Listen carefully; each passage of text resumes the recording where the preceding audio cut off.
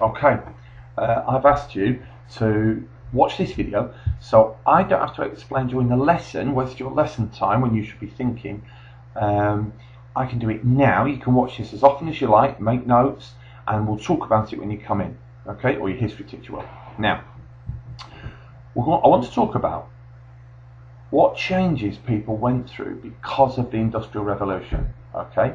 So how it affected their lives, because that's what history is all about, is how it affects people, what happens, okay?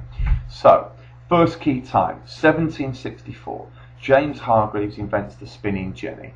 Now the spinning jenny was a way of spinning the thread, okay? Now this used to be done in cottages, cottage industries, by individual people, and they would work at a spinning machine and then they would sell it on to the weavers. Now the problem was that this spinning jenny could do many threads, and so that meant that you didn't need as many people to spin as much thread because this machine could do it. Okay. Because people lost their jobs on this, an angry mob actually smashed up James Hargreaves' house in 1768, 4 years later. So it really took off. Lots of people lost their jobs. They were so angry, they smashed up his house. Okay, and it got even worse because in 1825, Richard Roberts invented a machine that actually could do 2,000 threads at the same time. 2,000. Imagine that. The weavers also didn't have it their own way. The first power loom was invented in 1785, and it was driven by an ox. However, they couldn't really fit it in a factory. They didn't come up with a factory weaving machine until 1820, so the weavers had a little bit more time. Okay, it's only fair to note that not everybody lost their jobs during this time. The cotton industry, particularly in the north, the cotton industry actually employed 500,000 people. That's 500,000 people between 1838 and 1885. And if you worked in textiles, your wages were 25% higher, 25% higher than a farm worker. Okay. However, because there were so many people, those wages weren't particularly good. So although the goods were cheaper, don't be thinking that everyone was rich. They weren't. Okay.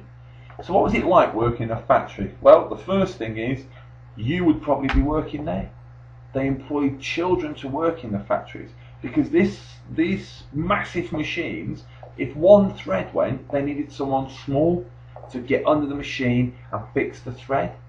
But they didn't like to turn it off, so the machine was still going. So quite often the children had got broken fingers, they get all smashed, broken arms, and if they had a broken arm or a broken finger, they couldn't work, so they didn't get paid. Because there was no guards on the machine, there was nothing to protect the workers, because there was no law about health and safety. So they didn't have to put guards on because that would have cost more money, and they didn't want to spend money, they wanted to make money.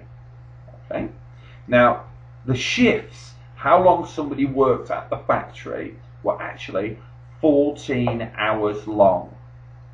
So if you got in there at 6 o'clock in the morning, you would work until 8 o'clock at night. Actually, it was earlier than 6 o'clock. The people that worked in factories had to be up at 3 o'clock, and none of them have got alarm clocks. No one's got a clock. So how did they get up? Well, there was somebody whose job it was to go along all the houses. I want you to imagine all the houses are all lined up next to each other, terraced houses. And the man would come along, usually a man, with a massive pole, and he would bang on the window. And he would keep banging on the window at 3 o'clock in the morning until somebody put their face up to the window and went, yeah, we're awake. Although they might have said something different at 3 o'clock in the morning. But we won't go into that. And that was that person's job, and he was called the knocker-upper. Okay, so not a particularly nice time to be working, not a great time to be a young person. Okay, a small amount of people making a lot of money, but quite a few people making a little bit of money. I hope that gives you a clue of what it was like. We'll discuss it more in the lesson. Thanks for watching and doing your homework. Oh, I need to say a keyword. No, I won't do it. Just thanks for watching and doing your homework.